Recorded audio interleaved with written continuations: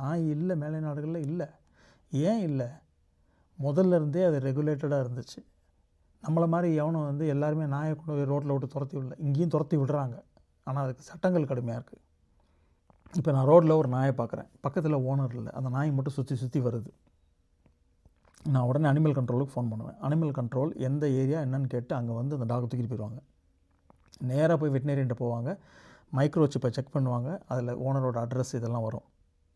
அப்புறம் அவங்கள காண்டாக்ட் பண்ணுவாங்க, அவங்க ஏன் நாயை விட்டாங்க, வெளியில் விட்டாங்கன்னு. அவங்க இர்ரெஸ்பான்சிபிளாக பண்ணாங்க, இல்லை தெரியாமல் நாய் அங்கேருந்து எஸ்கேப் ஆகிடுச்சுன்னா நாயை கொண்டு போய் அவங்ககிட்ட ஒப்படைச்சிட்டு அந்த டாக்குமெண்ட் பண்ணிவிட்டு வந்துடுவாங்க.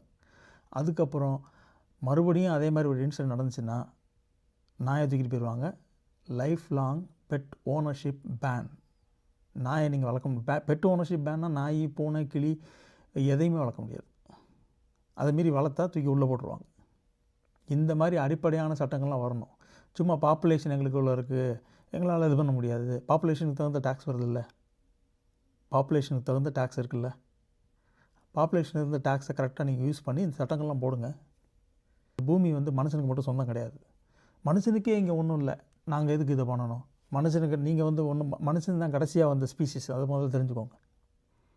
எல்லா மிருகங்களும் தாவரங்களும் வந்ததுக்கப்புறம் தான் மனுஷன் வந்தது. மனுஷன் மட்டும் முதல்ல வரல. மனுஷன் மட்டும் முதல்ல வந்திருந்தால் இது எதுவுமே வந்திருக்காது. எந்த உயிரினமுமே இன்றைக்கி வரைக்கும் இருந்திருக்காது. எனக்கு